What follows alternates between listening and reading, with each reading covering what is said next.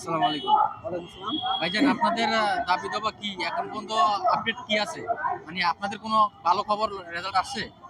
এখন পর্যন্ত আমাদের কোনো আপডেট নাই। আমরা এখন অবস্থান কর্মসূচি চালিয়ে যাচ্ছি এবং সরকারিভাবে কোনো মন্ত্রণালয় থেকে কোনো ধরনের আশানুরূপ আশ্বাস আমাদেরকে এখন পর্যন্ত দেয়নি। সুতরাং আমরা আন্দোলন চালিয়ে যাব। আপনাদের পরিকল্পনা আপনারা যতক্ষণ পর্যন্ত গ্রিন সিগন্যাল না আসে ততক্ষণ আন্দোলন চালিয়ে যাবেন? যে আমাদের স্লোগানের একটা অংশ আছে যে আন্দোলন দাবি মানবে না, যতদিন আন্দোলন চলবে ততদিন। আচ্ছা, এখন তো আপনাদের আন্দোলনের কারণে সাধারণ যে জনগণ আছে তারা তো ভোগান্তিতে আছে এখন। হ্যাঁ। ওই ব্যাপারে কি বলবেন? সাধারণ জনগণের ভোগান্তি, হ্যাঁ। এই বিষয় নিয়ে কথা বলতে গেলে আমি আপনাকে একটা উদাহরণ দিব। যেমন 2012 সাল থেকে আজ 2025 সাল পর্যন্ত ডিএমএফ যারা আছে বেকার, ডিএমএফ এর সংখ্যা 70,000। তারা সবাই বেকার। এখন কেউ কেউ তার বেকারত্বের কারণে আত্মহত্যা করতেছে, কেউ কেউ তার বেকারত্বের কারণে সে নেশার জীবনে আকৃষ্ট হচ্ছে, জীবন ধ্বংস হয়ে যাচ্ছে। বাট আমরা যে আন্দোলন করতেছি এতে ভোগান্তি হচ্ছে, বাট কেউ তো মারা যাচ্ছে না। তাছাড়া আমরা হলাম সেবক, আমরা একজন মানুষ 1000 মানুষের সেবা দিয়ে থাকি। সুতরাং আমরা আমাদের এই ভোগান্তি ইনশাল্লাহ আমরা আমাদের দক্ষতা দিয়ে সেবা দিয়ে তাদেরকে পুষিয়ে দেব। আপনাদের তো 4টে দাবি, তাই না? হ্যাঁ। আসলে 4টে দাবি কি একটু যদি বলতেন?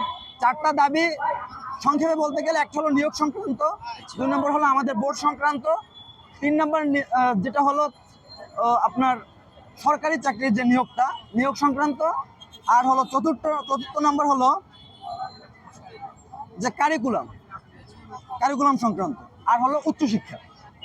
আচ্ছা, কিছুদিন আগে কিন্তু আপনাদের সেম কয়েকদিন আগে মনে সম্ভবত 1 মাস থেকে 15 দিন আগে সেম আপনাদের লোকই ছিল, মেডিকেল স্টুডেন্ট ছিল। তারা হয়তো আইএসটি। আচ্ছা আচ্ছা, ওনাদের এই ছিল 50% স্যালারি আপ করার জন্য। আচ্ছা, ওনাদের ই ছিল স্যালারি আপ করার জন্য, কিন্তু আমি আপনাকে বলতে চাচ্ছি যে আমাদের 2012 সাল থেকে আজ পর্যন্ত সরকারি চাকরির নিয়োগ নাই, তাহলে আমরা স্যালারি নিয়ে কিভাবে আন্দোলন করবো আপনি বলুন? আচ্ছা, তার মানে আপনাদের টোটাল একটা সেপারেট বিষয়। ওনারা জি। আগে যে আন্দোলনটা করছিল ওনারা 50% স্যালারি আপ করার জন্য, জি। 10,000 আছে 20,000 করার জন্য। এখন আজকে যে আপনারা আন্দোলনে মানে এখন যে আছেন, জি। এখন কতক্ষণ থাকবেন এমন এটা আপনার কি কোনো সময়সীমা নির্ধারণ করছেন? আমরা সবাই প্রতিজ্ঞাবদ্ধ, যতক্ষণ না পর্যন্ত সরকারি পক্ষ থেকে কোনো ধরনের আশ্বাস না আসে ততক্ষণ পর্যন্ত আমরা এখান থেকে উঠবো না। এখন পর্যন্ত কোনো আপনাদের না। ভালো কিছু আসে নাই? জি না, জি না। আচ্ছা, তো আপনারা দুপুরবেলা মানে বাসায় যান না কেউ? খাওয়া দাওয়া? আমি আসছি বাগেরহাট থেকে। বাগেরহাট থেকে? জি, বাগেরহাট ম্যাচ থেকে আসছি। তো আমরা এখন পর্যন্ত ঘুমাইতে পারিনি। বাগেরহাট থেকে রাত 12টা রওনা করছি, আর সকালে সেখানে পৌঁছেছি। তারপরে এখান থেকে আমরা এখানে এখনো আন্দোলন কর্মসূচি চালাচ্ছি। ভালো কোনো সিগন্যাল না আসলো, হ্যাঁ, বা দিল না, তখন আপনারা পরিকল্পনা কি করবেন? মানে এটা নিয়ে কি করতে চাইতেছেন? আমরা কঠোর থেকে কঠোর পরিস্থিতি মানে কঠোর থেকে কর্মসূচি পালন করব। মানে ভবিষ্যৎ মানে কি করতে পারেন আপনারা?